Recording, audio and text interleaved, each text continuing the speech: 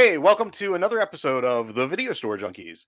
This week, the gang is gathered around the counter at the video store because we've got in a new 2 VHS tape film. It's one of those ones that takes so long. It's one of those big thick boxes. Yep, we're watching Zack Snyder's Justice League.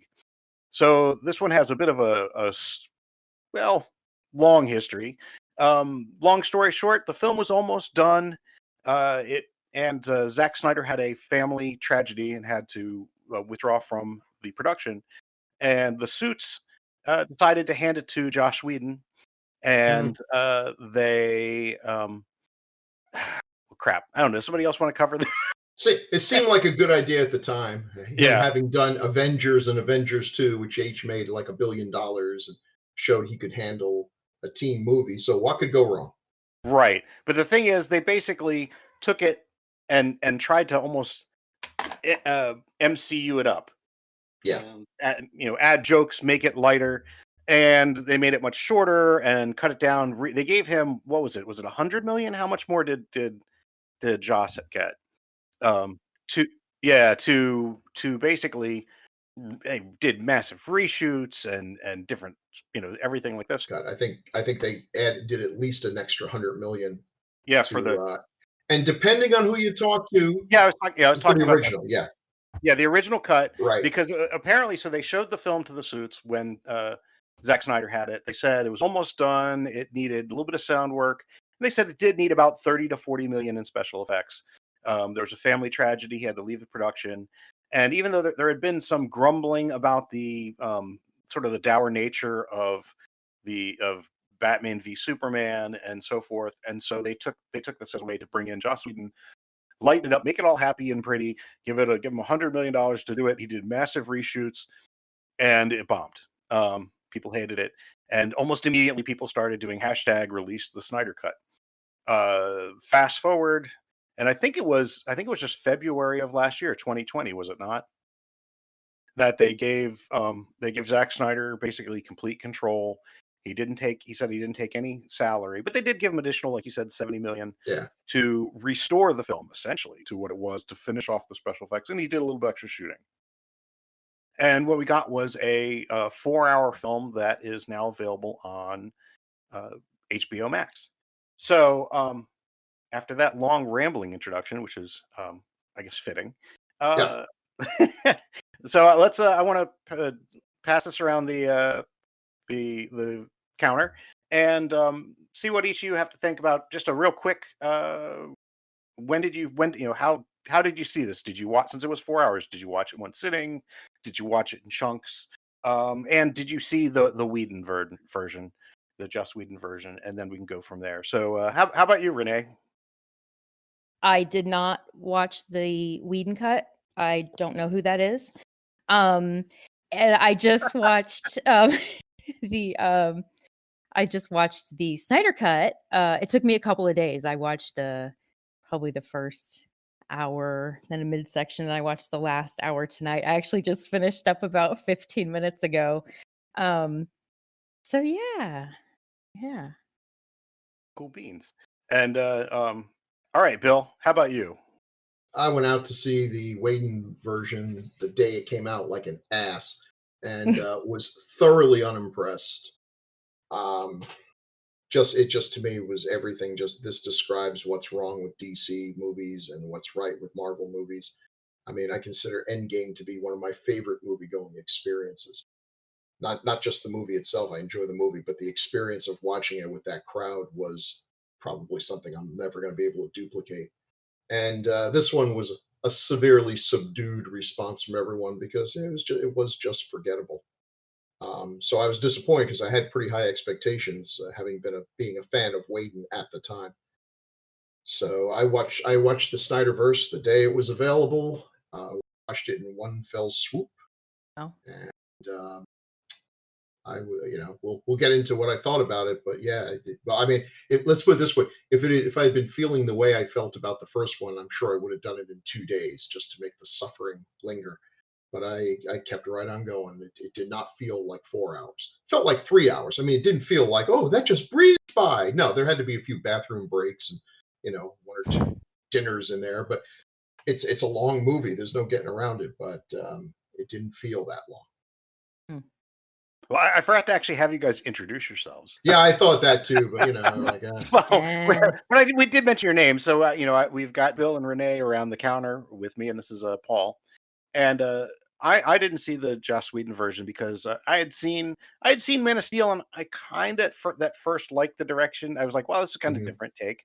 And then I saw Batman v Superman with my sons, and I was like, walking out on that one. I'm like, oh, it was okay. I kind of enjoyed it, and then they just pummeled me. And the Yeah. more I thought about it, it was the way I described it was it was like eating a big overstuffed pizza that, at the time you're like, this is pretty good. It's got all this crap on it. And then like about 5 minutes later, it sits in your stomach and then you want to vomit and never eat it again. So I But had it did give us Wonder Woman, and that was that's that true. was Well, she was, strange. she was like, a nice bit of Canadian bacon or pepperoni that Oh was my on god. there. The rest of it was like, it wasn't A good. nice piece of Well, I'm trying to think of something Canadian that was bacon. tasty. That was a some. I don't want to say. No, I know, but I mean, I like Wow. Canadian bacon on my pizza. Oh yeah, you What dig I was your hole, saying dig was, your it hole out. wasn't meant to see. Now you're gonna make me sound really bad and creepy. Oh, we're No, making no. you sound Let me bad. save myself. It was Yeah. meant to be. Let me dig my hole deeper. It was not meant to be like a that it was bringing the food metaphor too far. It's basically she was a shining spot. So, long story short, we decided to watch this. So I watched it. I broke it up into 4 chunks. I just watched it basically an hour each, and I can all quick and dirty on that one is I was not bored. So let's jump into because it's all about the superheroes and the characters in this. So I kind of want to like take each one of the main characters and Right. see what you Well, we guys should think we should about them. probably warn people that we thought about trying to do spoiler free, and that's kind of impossible. So if you don't want it to be spoiled and you have no idea that Superman actually comes back, oops, maybe you should go watch it like everybody else in the world. So you have you can. That's true. Yeah, exactly. So I wanted to actually dive into first. I wanted to dive into Batman because he was the one who sort of gathers the team together, and that's played by Ben Affleck. And just kind of throw that out there and see what you guys think about the character, how he's used in the movie, and how Ben did. I liked it. I thought he did. He kind of the character was a little more personable, I think, in this because I think he does a good job with the character. And I thought he was pretty good in this. I liked how he was used, and sort of that team leader knew when to step back and realize I'm just a guy in a suit. The rest of these people are metahumans, and I don't, they need to actually do a lot of the heavy lifting, Yeah. which is how it comes up. So I don't know, Renee, what do you Although think? if I had to Oh, kill any member of the Justice League, the person I would go to work with me would be Batman, because oh yeah, he has like a pocket full of kryptonite just sitting there in his bat belt, just in case. Uh, I thought he did a good job too. It was funny when he first showed up. I didn't remember who. I was like, that doesn't look like Christian Bale because I forgot that Ben Affleck. Yeah, I forgot Ben Affleck was Batman now. Um, and I thought he did, a good job. It was funny because there were moments where I'm like, oh, Ben Affleck's trying to be funny, and it wasn't so bad. I thought he did okay. Yeah, and I thought he had, I know we'll eventually get to her, but he had a surprisingly good chemistry with Wonder Woman for that strange, odd moment that they focused on it. But yeah. it's kind of Yeah, fleeting, but yeah, yeah, I I like agree. that. I thought you're right that was interesting, and usually when people are doing this sort of thinking about romances, it's always Superman and Wonder Woman and all. But Mhm. Batman and Wonder Woman, that was an interesting thing. I like him in this, but I don't feel like, and I don't want to say he's not Batman. He is. He's Mm. a good Batman, but to me, he's always Bruce Wayne. And Yes, I don't Mm. really see a big difference between his Bruce Wayne and his Batman. Where some actors, the Batman, maybe it's a little too much. He's the same guy. He's just Bruce Wayne wearing a costume. There's and he's also really bold now about telling everyone that he's Batman. I mean, No he joke. just walks into a bar. It's like, hey, I'm Batman. I'm looking for a guy they call Aquaman. Hey, you civilians, don't listen to this. Shut up. You don't have the internet, right? Good for safe. He's like telling everyone there's no mystery. But I guess if you don't have, Robin's not around, so what are the villains going to do if they? But that was a big point at the end. Lex Luthor tells Deathstroke, hey, by the way, Bruce Wayne is Batman, and Deathstroke's like, yeah, everyone knows that. No, he's like, this is a revelation to him. Oh no, that wasn't Deadpool. No, that wasn't Deadpool. My wife also thought that was Deadpool. Hey, Deadpool showing up. I'm like, no, there'd be lawsuits. I like your wife. Okay, I just want to throw in a plug because of that joke, that gag. Teen Titans Go to the Movies. Watch it. It is probably the best DC film. It's full of gags. It's a kids film, yes, but holy shit, if you're a comic fan, DC or Marvel, you will enjoy it because the bad guy in that is Deathstroke, and they're like, "Hey, it's Deadpool." He's like, "I'm not Deadpool." So yeah. That's funny. So anyway, yeah. So would Will Arnett make a good Batman? Sorry. Well, he was Lego Batman, so I mean, yeah. So not very imposing, potentially. Anyway, sorry. In a Lego form, he is. My biggest complaint about the Snyderverse is that it felt like very much like, oh my God, we've got to play catch up to MCU, and we got to dive into this big thing before we know who these characters are. And I've read some things where they said, no, the plan was to sort of do a reverse MCU where you have the main thrust of it is these ensemble pieces, and then you do the second. It's like, no, that's bullshit. You're just trying to play catch up. And again, I think that was to me, that's the biggest flaw, if we wanted to say overall. Apparently that was, that's at least the party line for the tone. Oh, we're going to start off really dark, but we're going to get more hopeful as we go on. Yeah, that's what we're going to do. Yeah. So I like Shazam. They don't have, and I don't know how to pronounce the guy's name. Who's the Marvel guy? Kevin Feige, Fofum? I don't know. Yes. Yeah. They need one of those. They need the person who the buck stops here, and if someone's got to be fired off the movie, he fires them. If someone's got to be hired, they have to say, hey, I don't want to do it. There's got to be this one person who takes the heat and gets the credit if it works. Well, I thought that was what Snyder was supposed to be, but no, well, he shouldn't be. Okay, you don't bring in a director to be the overall producer. You bring in a producer. People don't really know what producers do. Neither do I, but a good one can make a big difference. And some filmmakers who are blessed with finding that producer who understands their vision and is able, those are the ones who have these long, successful careers when other, maybe even more talented people, it's sort of hit or miss. A good producer is a valuable thing, and they need someone like that. You can't have where the directors even talk about,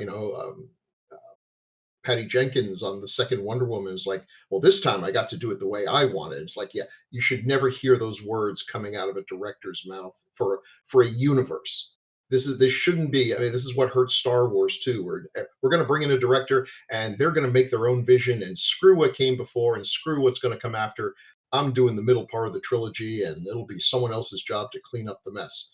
That's not smart. Whether or not you like the movies or not, I actually enjoyed the whole Star Wars thing is ridiculous, as is a lot of the toxic nonsense about this. But it is insane if what they say is true, that we didn't have an overall story and we're letting people come in and add to. And no, get an overall story. Sit down, have a weekend of beer and pizza and plot out where things are going. Choreograph your universe. Marvel. Oh, yeah, I mean that's what Marvel is notorious. Yeah, You're like, you watch. We're in all the phase Marvel 75. Movies. You watch all the Marvel movies again in sequence. You're like, holy crap! This was like 10 years before Avengers Endgame, and there's stuff in here that eventually got referenced. I don't know if they knew exactly where it was all going. They obviously didn't in the beginning, but they were planting a lot of seeds, and an awful lot of those seeds sprouted. So, and that's not going on here. No. So I want to actually get back to the characters. Sure. So another one of the other major characters is Gal Gadot as Wonder Woman, and so in terms of her, like we said, we talked a little bit of her relationship with Batman in this, but also how she's portrayed in this film. Bill, did you want to? Oh yeah, well, because I think what do I think? Well, let me say something before you compare it to a juicy T-bone steak or something. Just for the record. Yes, go ahead. I think Yes. Yeah, for the record, yeah, that's not wrong. Yeah, this is probably my favorite Wonder Woman of the 4 movies now that have had Wonder Woman in it. She's great. I like the Warrior Wonder Woman. I'll keep trashing Wonder Woman 84.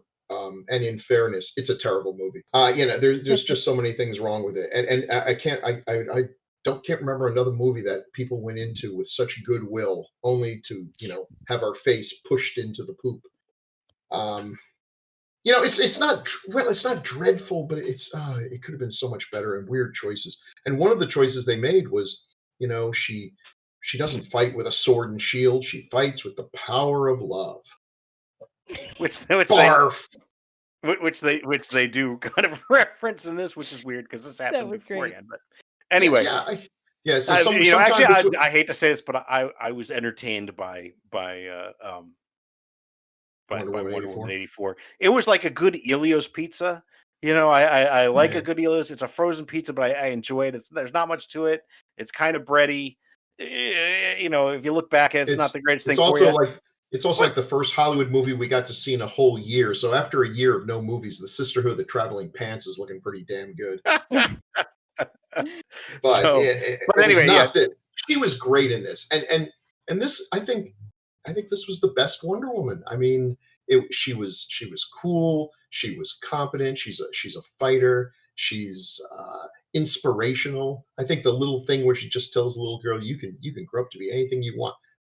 That could have been so stupid and cheesy, and it worked in this movie. Mm-hmm. She really worked for me in this. And holy crap, that coup de grace where she just so we're doing spoilers, freaking lops the head off of Steppenwolf. Yeah, so much for the power of love. It's just and I love that. Love. There's people talk about a lot of slow motion in this. Apparently, there were 24 minutes of slow motion in this film. Right. But holy crap, that was beautiful. That was beautiful. Well, you could see it. You're like, oh, she's gonna cut his fucking head. And it's gonna roll right in front of Darkseid. It's like, it was great. So I really liked her in this. Renee, what were your thoughts on any thoughts on Gal Gadot and Wonder Woman in this and how they used her? I would agree with Bill that it was my favorite Wonder Woman movie that they've had. It was really I felt like I had my friend back. She wasn't she wasn't pining over Steve the whole time. Oh yes, okay. Right, yes, exactly. Yeah. Yes. Okay. Sorry. I really see. I'm slow. Yeah, it's all right. Yeah, and she only mentioned him twice because I was keeping track because it annoyed she actually me the mentioned first him. time. I completely forgot She about did. him. It was kind of like 2.5 times because she mentioned him like twice. And one time she kind of alluded to him. Anyway, I was very happy with her just being like the Wonder Woman that I know and love. And she didn't sexually assault any strangers. She did not. She did not. She did not, which is good. Good. Yeah. Which is good. Yeah, and that's because she wasn't in a Whedon movie. That's true. Oh man. The one thing though is in the bank heist. I'm sorry, I don't think was that supposed to be like, I thought he was shooting a rocket at her, and then she shoots it back at him with her. Or is that like the force from her things that blows out the whole freaking wall of the bank? I thought it was her. Yeah. Was it? It was a grenade. Wouldn't that? Sure, it wasn't a love blast.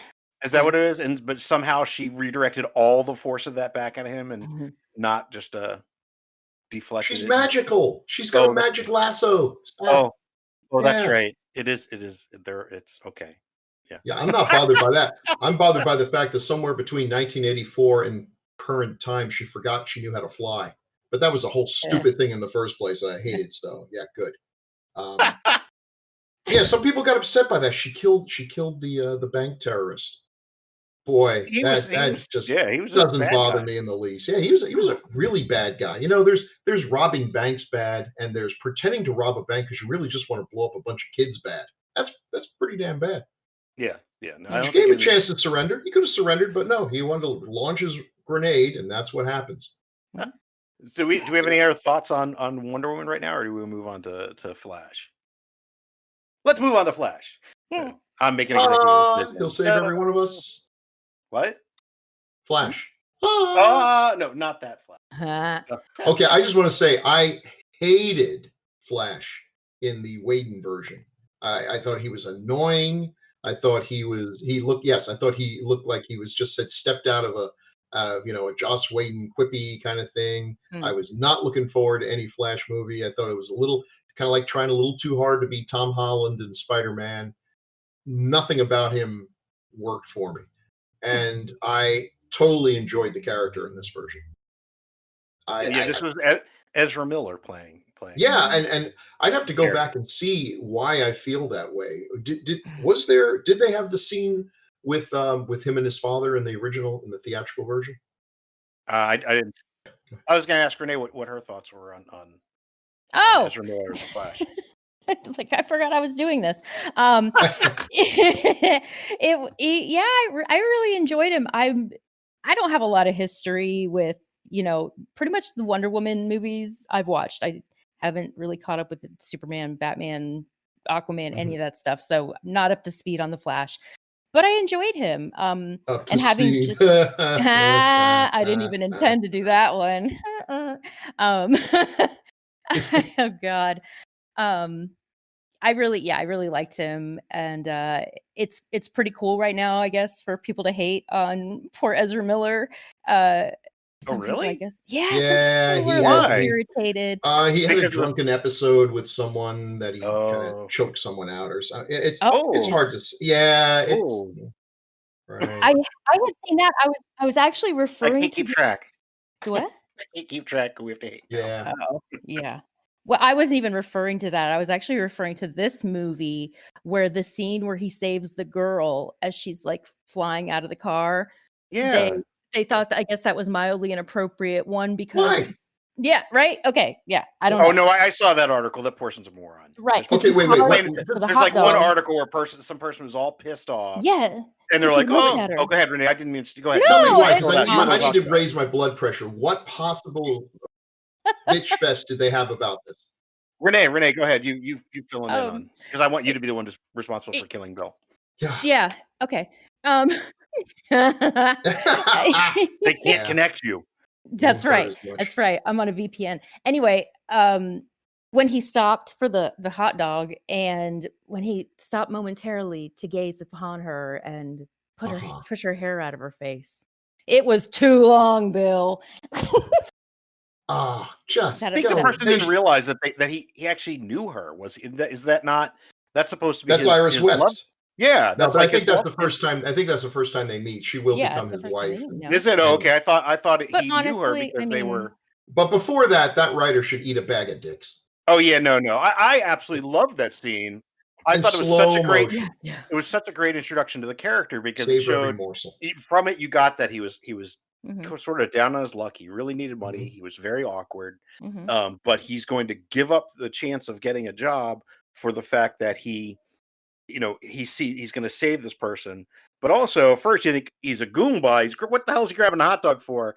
He's going to save her. He's not being creepy. And then you find out, no, he's smart as shit because he's using the hot dog as a cover and also a way to get the job. So it's just like so much information is passed in that scene. And it gives you a feeling of who that character is. And what I liked is, we talk about him being jokey and stuff, but like, I think one of you guys had mentioned it, that it felt more like him trying to break this awkward silence. And he's like nervous laughter. And that's why when he made the jokes, a lot of times it'd be like, because he's just trying to break this nervous laughter, not because he's like, I'm Mr. Quippy. It's just more like, yeah, like when he has to save the day, like, well, and you'll do this. And he's like, oh, with the power of love. And they're like, by building up a charge, because he's nervous. He's like, holy crap, the whole freaking world depends on me at this point.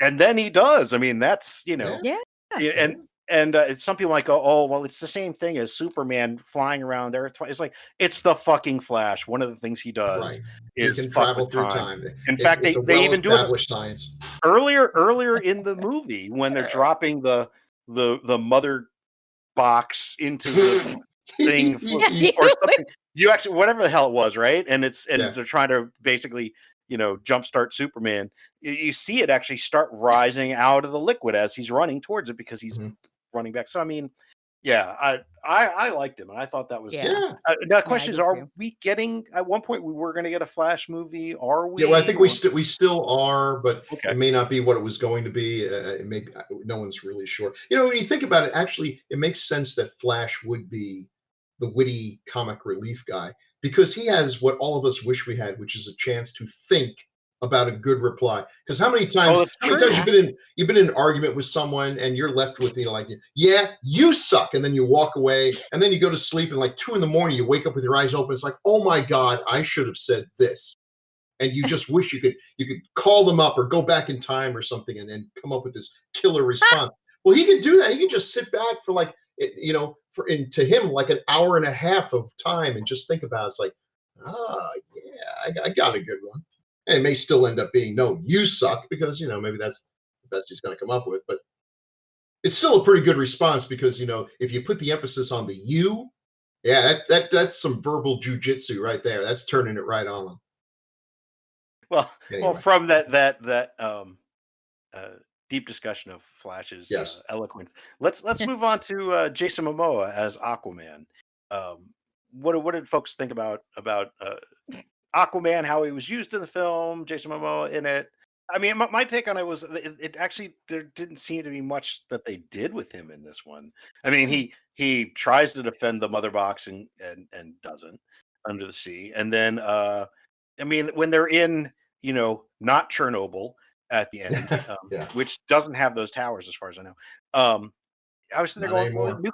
yeah, no, they don't. Nuclear power plants have, these great big pools for cooling. Right, he could have, done something. He was like, instead, he's sending force shields from his trident. I don't know. To me, he felt like he was just kind of there. He felt It's like a the magic least trident. used. Yeah, well, but still, it seemed the least used and the least. He It's his seemed like mother's trident. he seemed like a fish out of water. Oh God, Thank that's you, thank you. I'm painful. done. But I don't know, Renee. What are your thoughts on Jason Momoa? Well, I hadn't seen the Aquaman movie, so for me, it was definitely like, okay, there's definitely something going on because he's like, oh, okay, the typical, dark and brooding guy, drinking, don't like to do anything, but I'm still gonna totally save people's lives on the side, which is fine. I'm sure there's a lot going on there, but they're not gonna tell me what that is.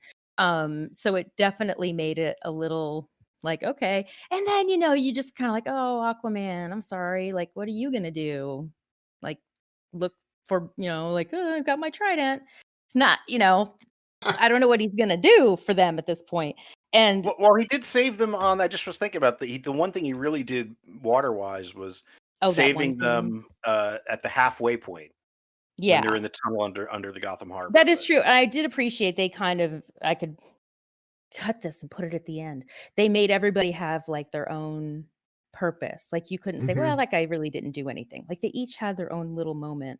Yeah, But I didn't yeah, like his you're right. contacts at all. The contacts wigged me No, out. I wish he didn't have those. Nobody else did. Also, I agree. Willem Dafoe is just just a gem. yeah, I was delighted to see him. I wasn't expecting that, so it was good. And the true weird enough to little see air him. bubbles they make, I'm so sorry. The weird air bubbles they make to talk to people is so weird. Like, "You're choking me. Let me make this bubble so we can have a conversation." Like, what's happening right now? Yeah, Yeah, They're fish people. They should be able to yeah, talk to each yeah, other. they should. yeah. It's funny. I felt like he was somewhat diminished in this version compared to the original, and I don't think it's because they cut anything out. I think it's just that so much of Flash and Cyborg was hacked out of the theatrical version, but they kept Jason Momoa's stuff. Mm. So he just had a better edit, and now that everyone's getting a good edit, it didn't stand out as much as it did for me before. I thought he was fine. And now it's of course having watched the Aquaman movie, which Renee, I think you'll like. It's Yeah. insane. It is absolutely insane. It is so eye candy, over the top CGI nonsense. I should hate it, but I don't. And I'll tell Oh, you, if I were 12 years old and I went to see a movie like Aquaman, I don't think I ever would have left the theater. that's great. It's like, guys riding the backs of extinct prehistoric dinosaur lizard creatures fighting guys on seahorses the size of hippos. I mean, it was just it's madness, and it was in 3D, and the colors are great. Now the colors in this one were not. I mean, Atlantis looks like what it would really look like under the ocean, which is just dark and dank and covered in mollusks. Mm. But and also, oh my God, they did such a better job with Mira. For one simple reason, she doesn't have hair that looks so cheap and phony. It just this red, like insanely cotton candy red and all. Oh So no. that was better. But yeah, I mean, he was cool. He was good. Aquaman was always a joke before, Yeah. they started doing kind of butching him up a bit. He A was bit. he was Just a just bit. just a Oh bit. Lord. And I don't think Jason Momoa is a great actor. I don't think he has a lot of range. I'm not But quite what sure range that's he why he was hired. Yeah, I think. but what range he has, he's excellent in. And a lot of really good actors. I'll argue John Wayne was a great actor within a very narrow range. Hmm. But it just so happened that narrow range was enough to keep a career going for half a century. That's fine. Not every actor has to be a chameleon. Some people are just really, really good at playing certain roles, and he was lucky enough to be born in a time when there is a need for that role. He fills it well. He's got There- charisma. There's Dave Bautista. there's a need for a big buff There you Yeah, go. Aquaman. I mean, So Dave you had mentioned. Bautista is another one. You had mentioned in Mhm. terms of you felt his role almost felt diminished because they restored the stuff with Mhm. Flash and Cyborg. So I wonder that kind of brings up Ray Fisher as Cyborg. Yeah. Because I think that was one of the Mm. more controversial things. I didn't see the Whedon cut, but my understanding was there was not much to Cyborg in that, whereas this he Mm. seems pretty damn central to the plot. Oh, I think it's And his arc. oh His yeah, arc and is the arc of the movie. but you know what? It makes me sad that because Ray Fisher's not going to be involved in these anymore, correct? And it makes me Unless sad. unless they give Snyder the go ahead to make some more movies, because I think he and Snyder Does are he on and Snyder pretty get good along? terms. Because Oh I yeah. would really like to see a Cyborg film. And if people go, "Oh, nobody knows who Cyborg is," it's like, excuse me. If anyone under 30 or under knows damn well who Cyborg is because of Teen Titans and Teen Titans Go. He's one of the main characters in there. So granted, Well, quite a different character than the Ray Fisher version. But I bet you'd have a lot of people in their 20s and 30s who'd be like, shit, a Cyborg movie? I'm there. the And dumbest excuse they ever give is when they say, "Oh, nobody knows these characters." Characters that no one knew about? Guardians of the Galaxy. I think their comic book lasted 6 Ah. issues. yeah. I mean, so make a good movie and they'll know who he is. Yeah, and Mhm. I really liked him in this, and it He made me was I kind of thought he was sad because very good in it. I would have liked to have seen more about him pre-cyborg, so you get that so Mhm. you get that contrast, and you see him fighting to try to keep his humanity, and then at the end with this, when he basically kind of regains his humanity, it seems um, that works. Well, now I will say I don't know that the actor has done himself a great service in some of the objections he's made. I mean, I totally understand how disappointing it is to be given a script where you're a major role and then it ends up being cut. And I think this cut vindicates the fact that that was in fact a mistake. Mhm. But I don't think that it was done out of any sort of racism. I think it was done because once the suits got in charge and it was no longer someone whose vision to make this movie, they just said to themselves, who are the characters who sell underoos? Batman, Wonder Woman, increasingly Aquaman, and Superman. And Cyborg, nah, not really. I mean, yes, you're right. Under 30, there's the Teen Titans folks and everything, but they probably don't even register on the radar. I can see why they would say cut some of that football stuff out and cut this out, and he just give him more Iron Man. He's kind of like Iron Man, right? Yeah, he's made out of iron. He's Iron Man. Give him some of that stuff. And it is what it is. The one thing I will say in Joss Whedon's defense, and I won't say much, but it's a little unfair to compare the Snyder cut to the Whedon cut in the sense that Whedon was not allowed, as neither would Snyder have been, to release a 4-hour movie. He had to cut it down. He was obligated to cut it down to 2 hours, and stuff's got to give. And now Snyder comes along and says, well, here's my version. We're like, oh my God, this is so much better. And one of the reasons it's better is that he has the luxury of putting it all in there. It's hard to cut a movie down to 2 hours without losing some good stuff. So No, that's a little unfair. That being said, if you took the Snyder version and hacked and hacked and hacked and got it down to 2 hours, you'd still have a better movie than what Whedon had. Well, I think a lot of the Marvel films, don't they start pushing 3 hours at this point anyway? Yeah, So, you're right. they could have done a 3 hour cut Sure. of the thing. Now, My, oh, I was gonna say, do we have any more else to say about Cyborg? One thing I did say when I first saw him, I'm like, why does he have that stupid CG looking type outfit? It doesn't even look like kind of a robot. Until they Mhm. said, oh, it came from the mother box. I'm like, okay, well then that kind of, to me, that was like, oh, that's why he looks like the Parademons. Mhm. But anyway, if we have anything, do we have anything else we want to say, Adam? Oh, I know, Renee, you're like me. You didn't see the Whedon cut, so this would be Correct. like me, the your introduction to Cyborg, aside from Teen Titans and stuff. So, what was your thoughts on Ray I Fisher really, and the character? yeah, I really liked the character. I really liked his father and his name. I'm drawing a blank on right now. That actor I really like, and he's so underrated as an actor. He's in everything, and you just don't know it because Yeah. Well, such a he's good he's actor. one of those guys. He is one of Yeah. those. Yeah, I really Yeah. liked him. I really liked how they got into the background there. And I kind of related to them. I really liked the backstory of how he got the box because it was one of those things that this whole movie, there was parts where I'm like, what the heck is that? And then they explained it like 5 minutes later. So I appreciated that.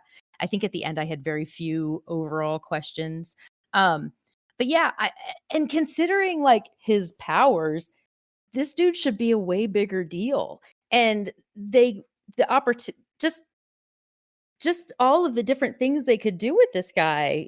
I'm surprised he Yeah. doesn't have a movie already. It's crazy.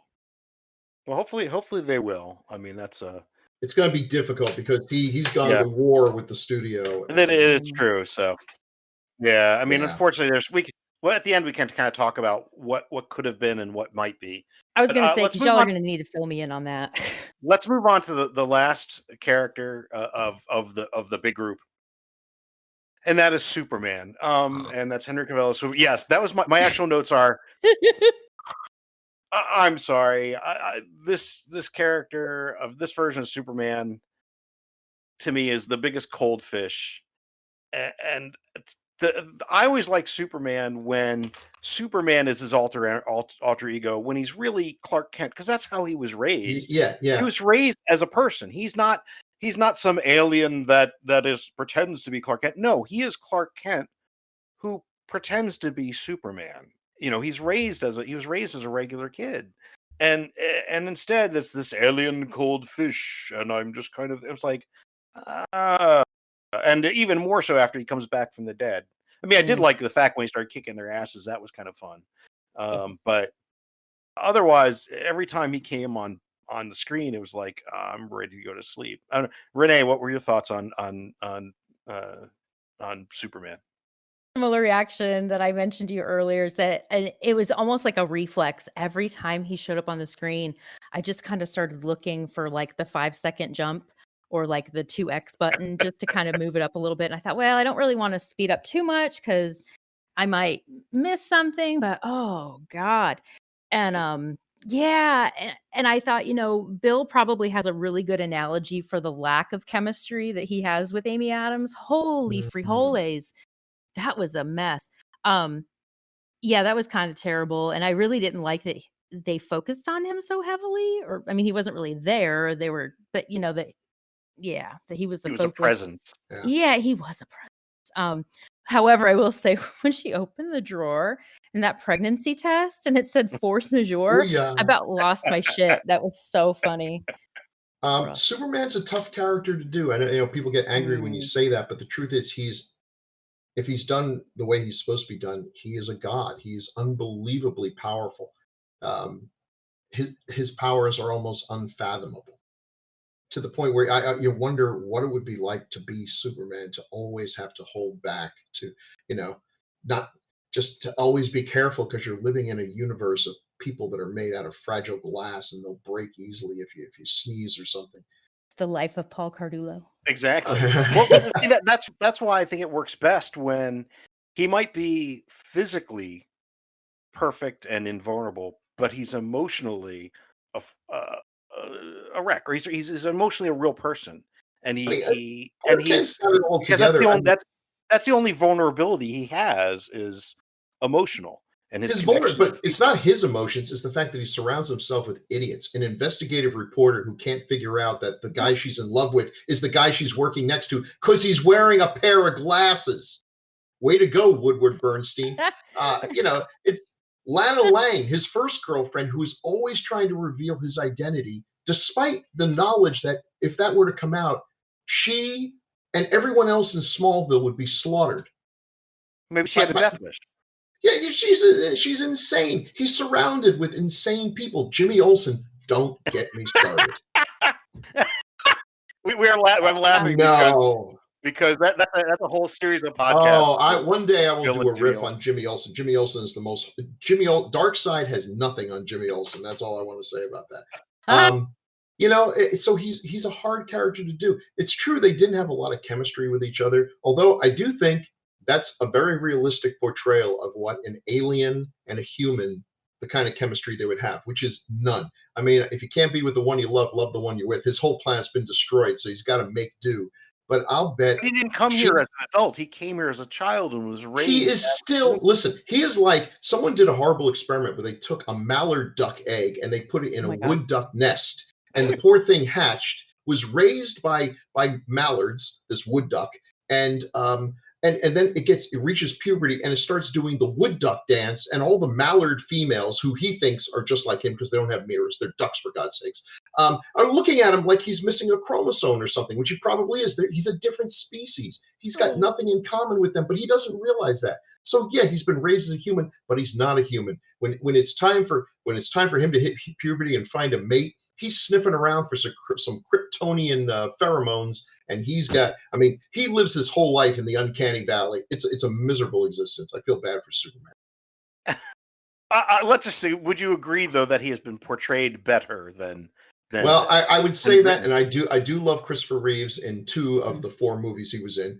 But if you watch them now, I mean, let's face it, if you pull off a Superman like that, and I have nothing bad to say about Christopher Reeves, who's a great person, that would not be acceptable. People would be rolling their eyes and complaining about how corny it is. And that's difficult. It has been done well in the comics, not always, but it has been done well. All-Star Superman was like a 12-issue miniseries that was unbelievable, just so good. Anyone out there, find it. I think they put it into a paperback or something. Just a great thing, and portrayed him as this godlike supreme creature, and still were able to come up with some conflict. But it's not easy to do when he's that damn strong.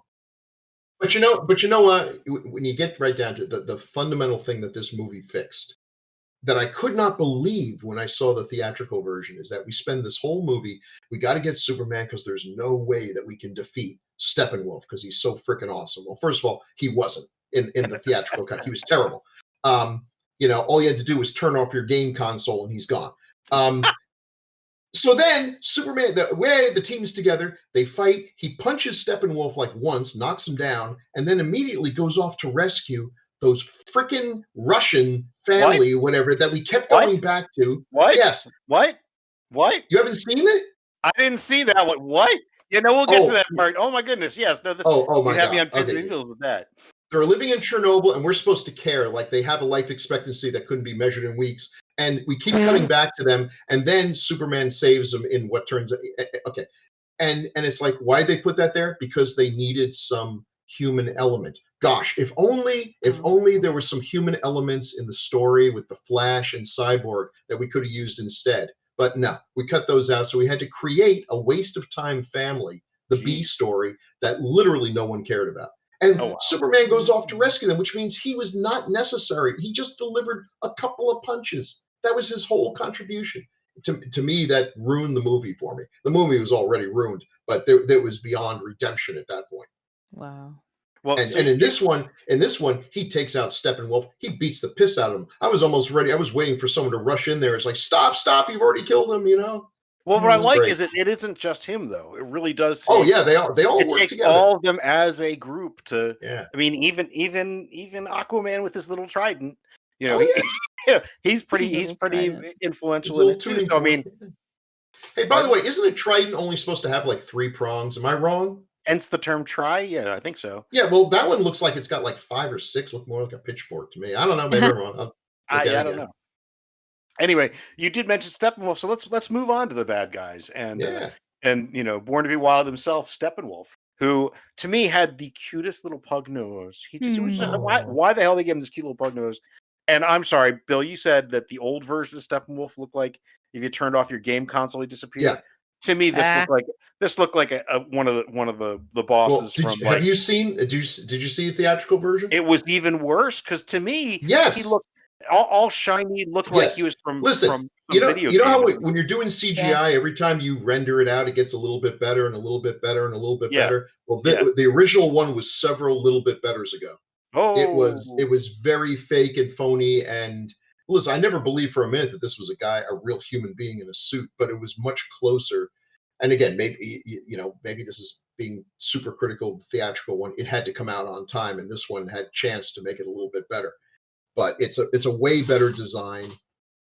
His expressions were interesting, but even beyond just the skill of the CGI, he had some actual motivations. He had some personality. He wasn't just a nameless CGI villain.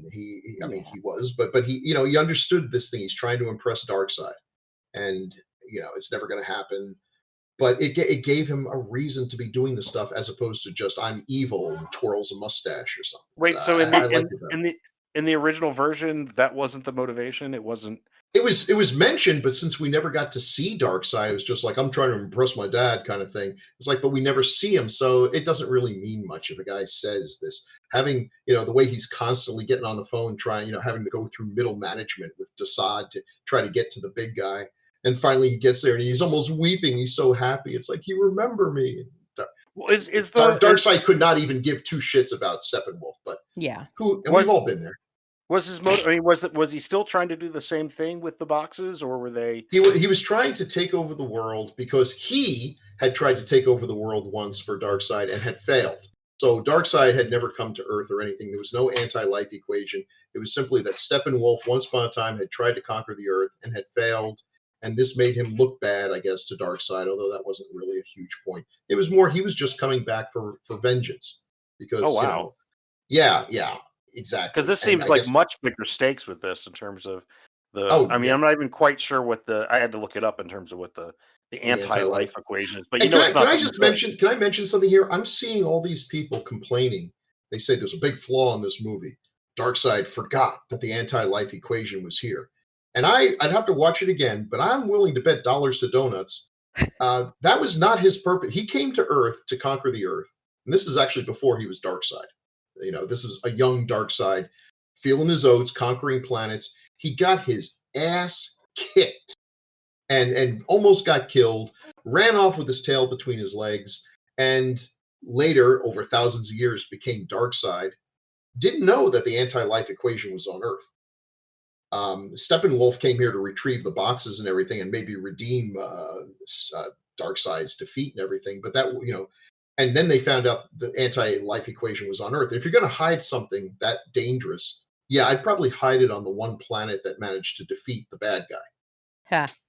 Made sense. From what they were presenting to me in my lack of history and not seeing the first one or anything like that, it made sense. Like Bill said, he had some motivation that to the point. I almost wish he looked a bit more like the Whedon version, because I kind of felt bad for him. It's like, guys, he's just trying to like do right by his people and get a little redemption. And then when they were like starting to quarter him a little bit when he was messing with the Amazons, oh my God, I was like, can we just settle down? And I actually felt bad for him when they cut his little, I don't know, his ear little trunk horn off. Yeah, little horn. I know. It Mm. should have made him a little less puggish. Oh, one other thing. The cutest little nose. I was just like, oh, why did they do that? Why does he not have a nose? I don't know. I know there was just the expressions on his face of like being sad or being like excited. It was like, oh God, like why are you guys doing tail this to wagging. me? It was right. But I loved his little outfit was so funny, and I just wish that at one point he had like rolled over on somebody or like somebody got all mashed up in that, because he was just covered in those little spikes. Yeah, right? That would hurt. Just aerate him to death. I did like how when Darkseid shows up, he basically pulls it back. he exposes his head. Mm. He takes Mhm. off like the upper portion of it, and it just kind of rolls back off of him. So I thought that was kind of cool. To kind of because I was like, is this Yeah. part of his skin? What is this? And then it's like, no, it's his armor, and he's just, So I thought that was kind of neat. I like that idea with it. But yeah, I'm with you, Renee. To me, he was too darn adorable to be, Yeah, terrible. Wow. and I think for me too, it was like I just felt like, he in a way was like the middleman. It's like, why are you Oh yeah. killing this guy and like go after this dickhead? Like, come on. Anyway. But of course, that kind of sells the premise that it took all of them working together to defeat Yes. Steppenwolf, and Steppenwolf is not anything compared to Darkseid. Yeah, it didn't seem that complicated when they finally took him out in Although the I don't end. know how well that comes across when in the movie one of the first things we see is Darkseid getting his ass kicked. Now, admittedly, he's Right. getting his ass kicked by a battle royale of people. It takes everyone. It takes literal gods to take and a Green Lantern to take this guy down. But I don't know if they established well enough that he's a young and still up and coming kind of guy, and he's done a whole lot since. You notice that he is still wearing the armor that he has, still has that cut in it.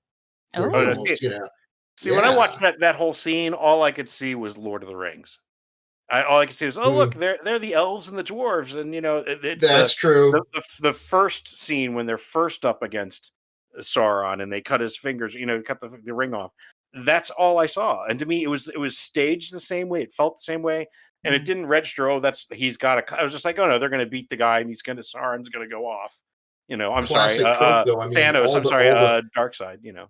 all the rivals come together to defeat a greater purpose, and Right, then but instead of the it even ring, looks the everyone same. gets a mother box. Hey, I gotta love it. The Atlanteans put their mother box in like this crate guarded by a giant kraken.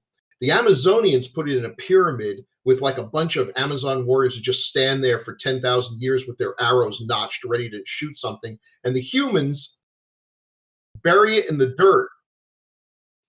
This is heavy, man. But where did they find it originally, though? Where did they originally hide it? Did they just bury it originally? They put it in the dirt. You see King Arthur Oh, basically that's just right. like, Yeah, oh, that's deep enough, boys. Nobody would dig more than a foot. yeah, Yeah. yeah. I mean, again, to me, that I was just saying, the Lord of the Rings, and we gave the mortal men there. It's just like, So to me, Now, that stuff didn't register.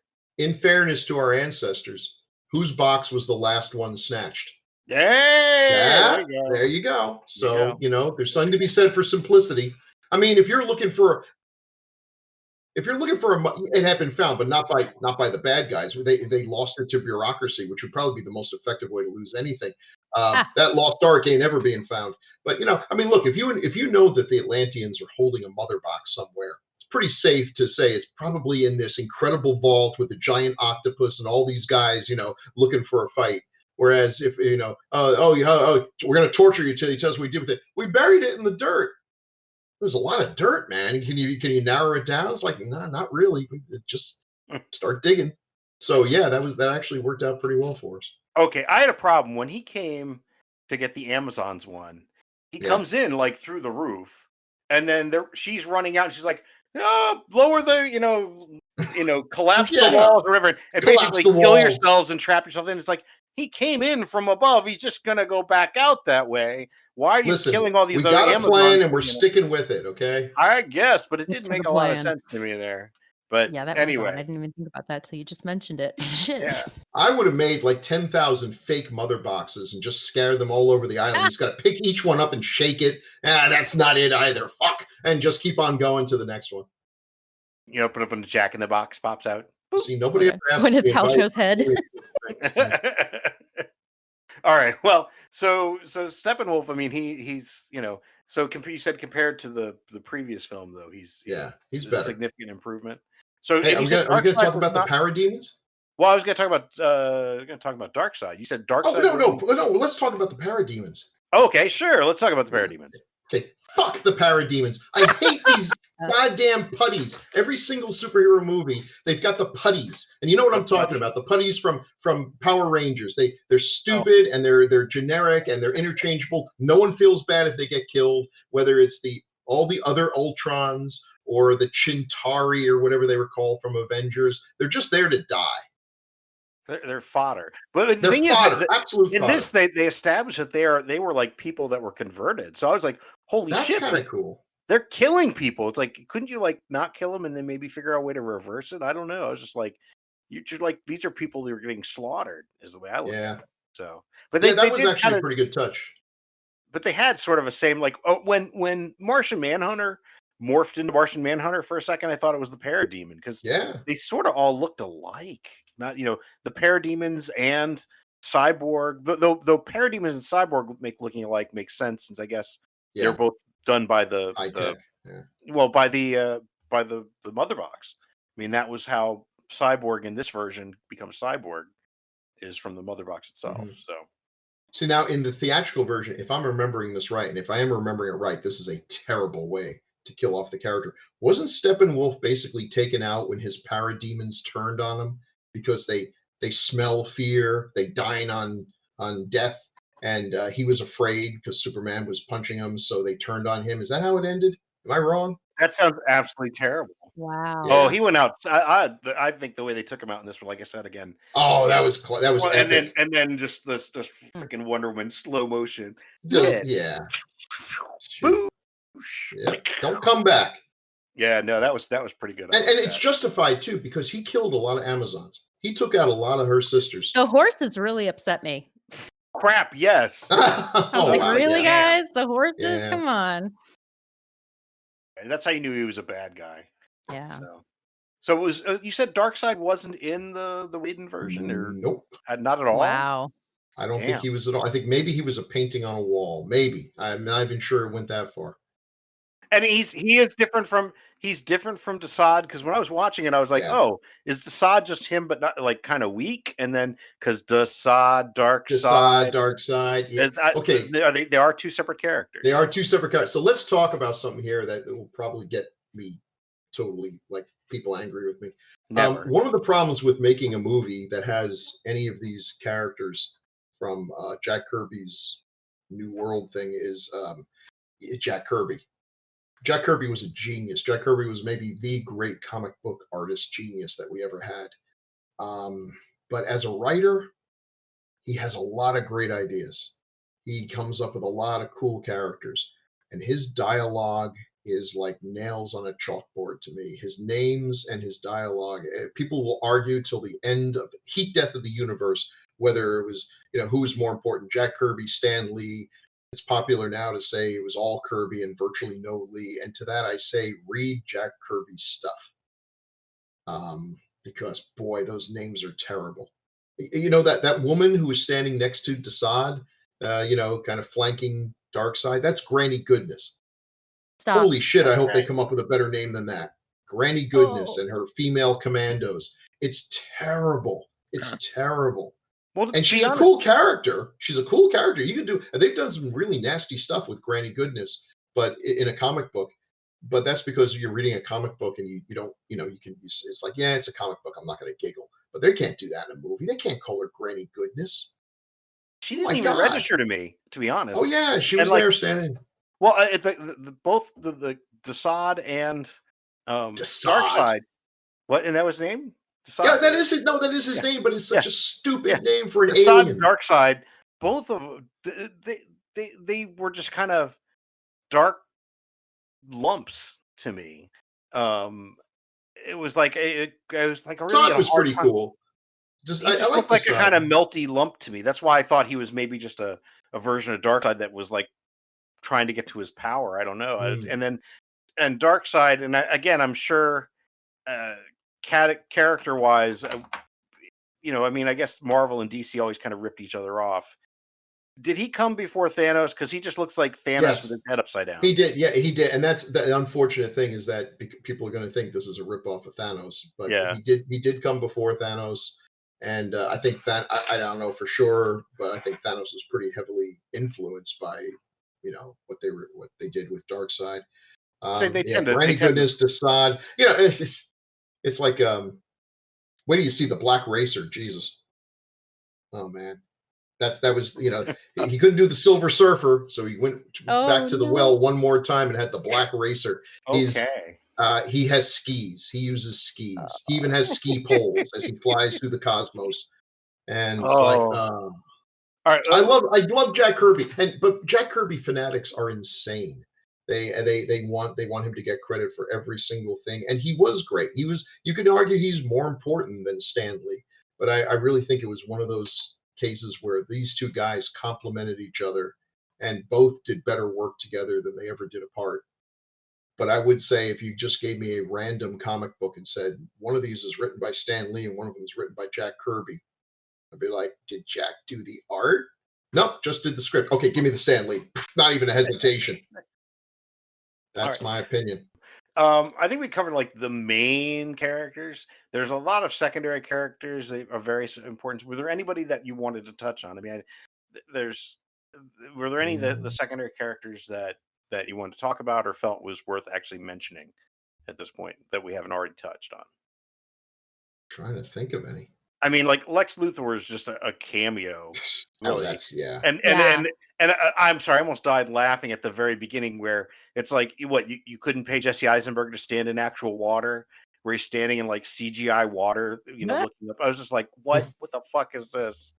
And then the nonsensical bit at the end with him, I was just like, that didn't make any sense to me. I was not a big fan of his version of Lex Luthor in the other movies, but in this one, he didn't really do anything bad. He actually was acting kind of like the way I'd like Lex Luthor to be, which is a supervillain.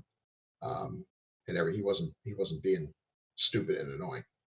Right, but I mean, when you have people who are getting ready to destroy the entire world, and then also trying to find the anti-life equation, Lex Luthor is kind of small potatoes, you think, don't you think? Oh, yeah, he is. Yeah, so anybody else have anybody that they want to like call out or talk about? We can jump right into that epilogue, sure, if you want. The epilogues. The epilogues, right? Yeah, I mean, didn't one of you say something, make a Lord of the Rings reference with this? I think everyone who has watched this movie has probably made a Lord of the Rings reference. It's yes, and that's fine. It's just the Martian Manhunter one just felt so tacked on. I'm like, I don't mind that we have multiple endings after the climax because there was a lot to unpack here, and we need to, but that one just seemed like it didn't serve any purpose whatsoever, except for all the Martian Manhunter fans out there, of which there are not many. But let's go back. There's basically three parts to this epilogue, and I think two of them could have been a post-credit sequence. The first one is the Lex Luthor and Deathstroke, right? And didn't Will Smith play Deathstroke in Suicide Squad? No, he was Deadshot. Oh, okay. Deadshot. Is it okay? Right. I don't know, but I have no idea. Okay. Yeah, I know. I know Deathstroke from Teen Titans, where he's referred to as Slick. But so he is a different character. But that was sort of like, I mean, it would have made sense, I guess. I didn't really, like you said, Batman was throwing around his secret identity left and right. So it was like, it seemed like a big revelation. Yeah. So I didn't see the point in that one. And then in the second and longer section of the epilogue, which is the post-apocalyptic section, you see Deathstroke there, and he's buddies with Batman now. Well, I thought that actually justified the first one, that we introduced this guy. Yeah. Okay. Gotcha. They introduce him. He's a villain. He's going to be the next big bad that Batman's got to go against in his solo movie. But here's an alternate future where, oh my God, all bets are off. The good guy, cats and dogs working together. I mean, who knows? Things have gone to hell. And that was supposed to be that Ezra Miller as an older, older Flash who looked more like Iron Man than Iron Man. He was armored up, and I think that was to allow him to do more of the Flashpoint, go back in time without tripping on a banana peel or whatever. He's had to. Yeah, I don't know what the deal is, but yeah. So that thing is setting up. I guess basically all the sequels, all the Batman movies and Flash movies and Cyborg movies and what else were all going to set up this next film that would be set in this dystopian world, or at least set up. I think the next one would set up the dystopia, and then the third one would be it's dystopia, and we got to change it. Right. Yeah. My understanding is the second film was basically supposed to be like what was the not Endgame? What was Avengers? Infinity War. It was It was supposed to have a downer ending. Darkseid was total supposed to downer win. ending. It was supposed to be, the world had gone to shit. And then the third movie was supposed to be that they go back in time, Reset. Yeah. they reset it. And oh my God, does this not sound like totally what they did already have done with Avengers? How it even gets better because Batman was supposed to die in it. So, Iron Man. It's so I mean, it's same like movie. But they do that all. I mean, like I said, or didn't the comics always do that, rip each other off, like left and right? They did, but they didn't cost $300 million. So, all right, let's get to. We mentioned what's the big cameo that everyone was like, woo. Yeah. So what's the big deal in this? What it essentially is, we had talked about. We've got Deathstroke working with Batman, and it's basically, the Joker and Batman, he offers him a truce at the same time. Like, just there's a lot to unpack. I mean, who wants to kind of dive into that kind of exchange between the two of them? I have a whole lot to say other than what's that? I'm sorry. No, go ahead, please. I was just going to say that that moment, I haven't seen him in a whole lot of stuff, but it just kind of reminded me he's a really good actor. That's about all I've got on that one. I did not see the other movie, so I can't compare it at all. And it was certainly interesting when he popped up. I said, well, hell. And he dropped somebody's name, and I was like, what is the universe is colliding? It was really messing me up. I mean, this seems to tie into the various stories where the Joker has killed at least one of the versions of Robin, which is interesting. Thank you. Okay, thank you. That answer, because I was like, who? What? I thought he was talking about the Flash. I was like, did they get Bond or something? He's like, I'll take you under my wing, little guy. But since we haven't really had a Robin in any of the Snyderverse movies, have we? No. So I almost wonder if maybe it was Barbara Gordon or someone. I mean, because the Joker in the comics has killed a number of people. If they were doing this, he would have had to been introduced. If this was going to take place the way they originally, if this is basically a scene from what would have been the second movie, that means they'd have to introduce Robin in the second movie and kill him off.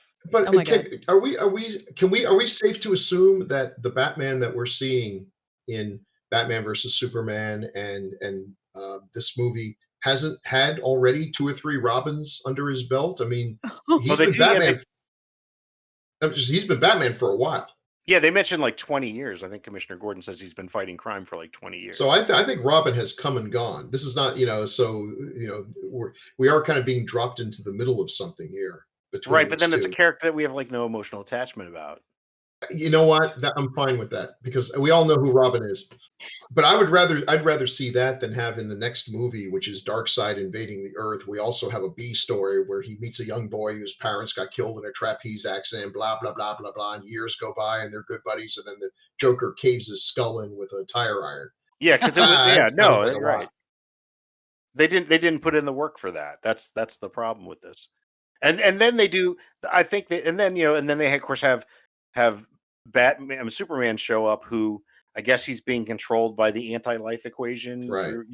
But the thing is, we saw them with, angry fighting Superman. So that weakened this bit for me. If we hadn't seen him woken up, come back to life and he's angry and they fight him for a bit.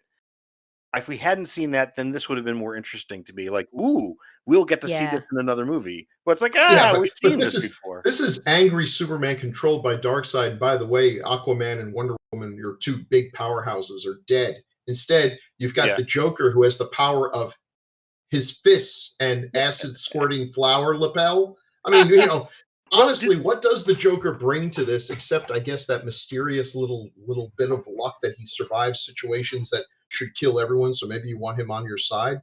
But do we know that Wonder Woman and Aquaman are dead? Because I thought we saw their funeral.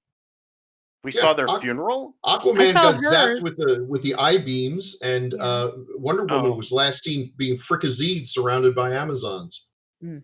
And by the way, if you look in the back there, if you look in the back corner, I'll watch that again because Darkseid is watching all this happen. He actually brought her body back to the Amazons so he could watch them burn her on the funeral pyre. Okay, clearly I have to watch this again because at least that bit again. Yes. Now, in fairness, I am not Detective Mulligan. I actually watched one of the 3,000 videos on YouTube that are like, here's 11,000 Easter eggs you didn't see in Zack Snyder's version. And I'm like, I swear I don't remember that part of that.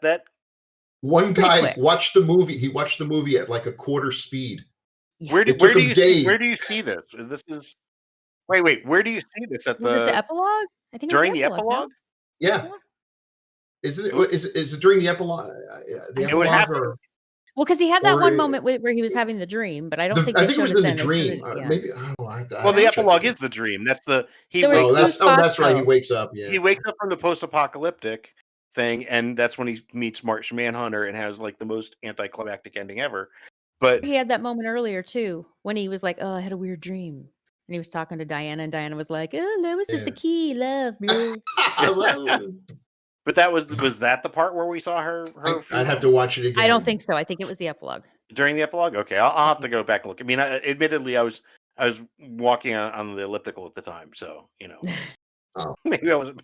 But I you know, Multitasking. it obviously was something easy to miss. I guess. I don't know. He's bragging about his toned body. Yes. That's why I was able to get my COVID shot today, because I realized Monday that I'm fat, and so I could get my shot early. Yeah, I Just was like, "Hey, realized wait, that? I'm fat. I can get my shot today." So, Well, do you guys want to? Do you want to take bets now? What do you think the chances are of Warner Brothers seeing the response that they've gotten to this and saying, "Well, maybe we can go back to the Snyderverse," even Well, though it's kind of weird because now we all know what's going to happen in the next two movies. well, they could change it. I mean, that They could. but I'm already seeing the hashtag revive the Snyderverse being Yeah. bandied about. So, and people are like, "Ooh, we have power. We brought this movie back." So, Oh boy. yeah, and they'll be fine. So, Can I address something here? I am absolutely gobsmacked at the hostility to this movie, and I couldn't figure out what it was. And then I started, researching and finding out. Apparently, there's a whole lot of people that are very upset at the fact that a bunch of fanboys got together and demanded something, and the studio, realizing that there was a tremendous amount of money to be made, gave it to them. And I just want to say that is pretty much how it's supposed to work. Yeah. As opposed to the Hollywood guys getting together and saying, you know what, absolutely nobody is asking for? A remake of Charlie's Angels. Let's do it. And they do it, and no one goes to see it. And they're like, well, it just shows that people won't support a woman-driven movie. And the rest of us here are just rolling our eyes thinking about all the really good women-driven action movies that have done pretty damn well. But the secret was they were really good movies. So here they are saying, we want to see this. We want to give you our hard-earned shekels to go see this. And the studio kicks and scuffs their feet and, well, okay, fine, here it is. This is Star Trek all over again. And, what was the result of them giving in to the Star Trek fanboys? They've made, I'm going to spitball here, $11 billion on that thing that they were willing to let die. And the fans said, we will pay money for this. And they said, well, that's the business we're in. let's get back to actually there, like I said, there have been abandoned plans. It looks like there might be revived plans. What would you guys like to? What would you like to see? Would you like to see something else in the Whedonverse? You said you'd like to see a Batman with The Whedonverse? Oh my God! What did I say? Very good. The Snyderverse. Between that and your Wonder Woman description, I always thought I was the one who'd get canceled first, but Yeah, I ate too much. yeah. So anyway, so anyway, so back to, you'd mentioned that you want to see you'd love to see a new Batman with this Joker. Would you like to see it with Ben Affleck as Batman, or were you thinking that they should recast? It just seems like the DC universe is adrift. I mean, I like Joker. Another movie that I was supposed to not like for reasons I still can't figure out. People really put a lot of heart and effort into saying we should not support this movie, but it was a great movie. It doesn't fit into any continuity. Well, yeah, it's not supposed to, though. I think it's supposed. I know it's not supposed to, but there's the problem. If you're going to be Marvel, you're going to have to at some point decide continuity is a thing. And if you're not going to be Marvel, then there's absolutely no reason not to say, yeah, let Zack Snyder make some Justice League movies in his little pocket universe, and we can, Patty Jenkins can make hopefully better Wonder Woman movies in her little thing, and they don't have to. That she Well, can fly and not use a sword in that one, and then Shazam is his own thing, and we can just go on there. But I maybe think that's the way to go. I think that was the thing is originally, you had the Snyderverse, though it's not really the Snyderverse since he's not the one guiding it, right? But and people complained, they didn't like they thought they were Yeah, too dour. They didn't like Batman v Superman. And so when this one started when Zack Snyder left this, I remember originally I don't think it was well known that his daughter had killed herself. It was, oh, yeah. he was forced, he's leaving for personal reasons. I did air quotes there. And Wink, it's wink. Yeah. he's being forced out because they want to really make it more Marvel like, and Hmm. and then it came out later, he left for the real reasons he left. Yeah. And then it started like, oh well, after Justice League did so bad, it's like, okay, no, we're gonna do all these standalone films. And they took things and kind of tweaked them and made them a little more standalone.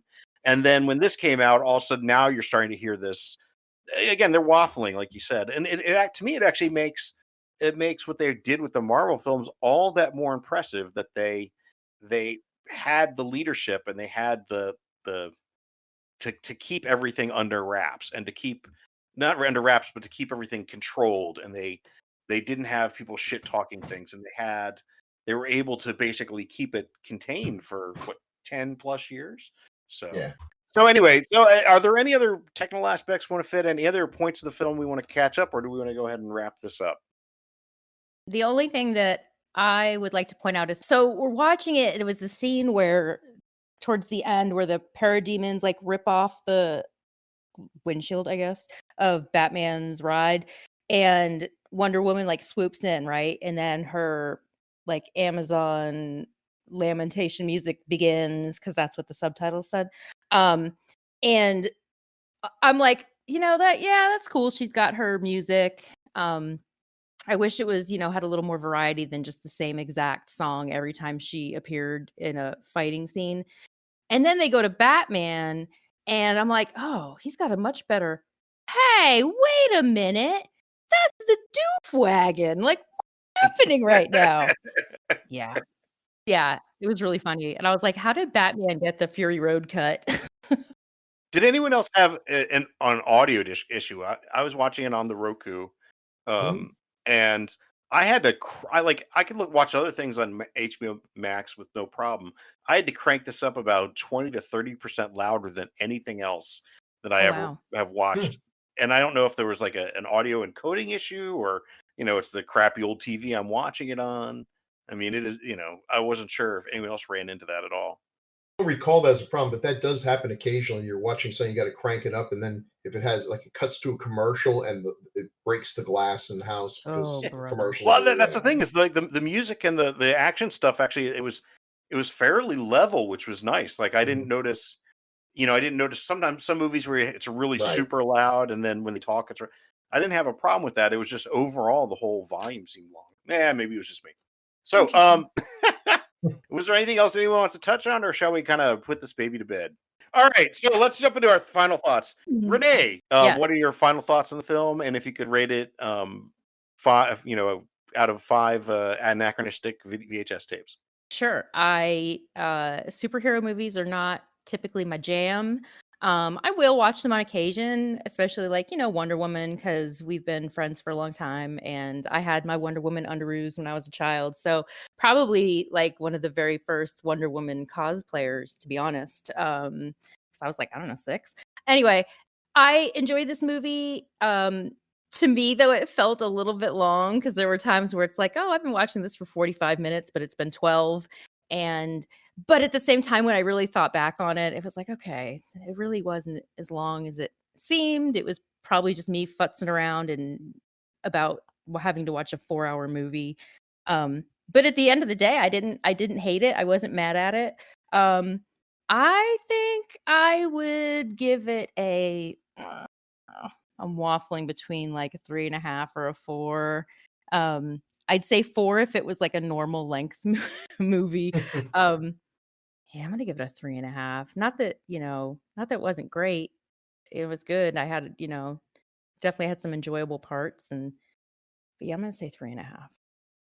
Well, Bill, so what's your take on on I'm Zack gonna give the Snyder's Justice I'm League. going to give this 3.5. I would have given the first theatrical release 2, with the understanding. A lot of times when I watch a movie for the second time, I either like it a lot more than the first time I watched it, or it actually kind of I start seeing the flaws. And this is sort of a weird situation because this is the second time I've watched this, but it's the first time I've watched this version. This is such a unique movie because of its story, its history. I mean, the story of the film, not the story within the film, is fascinating. They'll be talking about this forever. Um, I liked it so much better than the original, and that may perhaps be coloring, making me feel better about it because it's such an improvement. The next time I watch it, and strangely enough, even though it's a long movie and I just watched it a few days ago, I think I could watch it again. I won't be able to because I'm going to be traveling, but I will at some point in the near future devote another 4 hours of my life to watching this again. So that's kind of a good sign. And maybe at that point I'll be able to appreciate it, take it away from the fact that, oh, this is so much better than the other one, and see how I feel about it on its own, how it stands on its own. But it's definitely a big improvement. People who are saying, oh, there's no difference here, and if you took away all the slow motion, it would only be a 2-hour film. It's like, if you're going to do a movie with the Flash, I hate to break the news, but if the Flash is part of your movie, there's going to have to be a lot of slow motion because, and I shouldn't even have to explain this, if it's not in slow motion, you're not going to be able to tell what's going on, cowboy. So yeah, that's if But you think this one's a got lot of those scenes weren't Flash scenes, but that's yeah, but a lot of them were too. I mean, and listen, I did you want to see Wonder Woman cut off that guy's head in beautiful damn slow motion, straight. or did you want it to be so subliminally fast as a true sword would be from an Amazon that you couldn't even tell what happened? No, I mean there wasn't a whole lot of gratuitous, I you wanted know, it even slower. I want even slower. Yeah. It was a great scene. So I like the history behind this film. I don't like the fact that his daughter died, but it's an interesting story. It's an interesting time in Hollywood, and yeah, what a crazy ride this has been. But I enjoyed it. I enjoyed it quite a bit more than I thought I would. I actually did not go into this with high hopes. I was Yeah. taking a pretty Yeah. pessimistic point of view, and I really thought that this was going to be just putting in a lot of scenes that probably deserve to be cut in the first place. And there's a lot of good stuff there. Mm. So 3.5. Well, yeah, I wasn't going to watch this movie. I was like, I saw, I'd seen like I said, Batman v Superman, and that big overstuffed pizza still sat in my stomach and gave me a bad taste in my mouth. So I was like, there's no reason for me to see this. And like you said, I was thinking it was just gonna be this overindulgent, gratuitous thing, which it kind of is. But that said, I enjoyed it. I was not bored. I was entertained.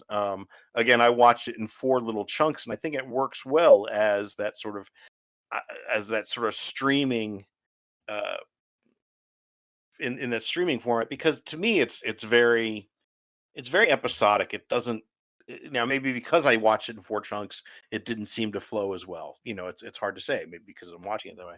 But overall, I enjoyed it a lot more than I thought I would.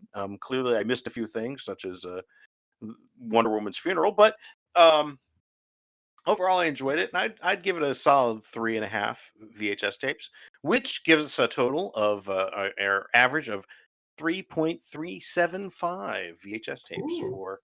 um, for Zack Snyder's Justice League.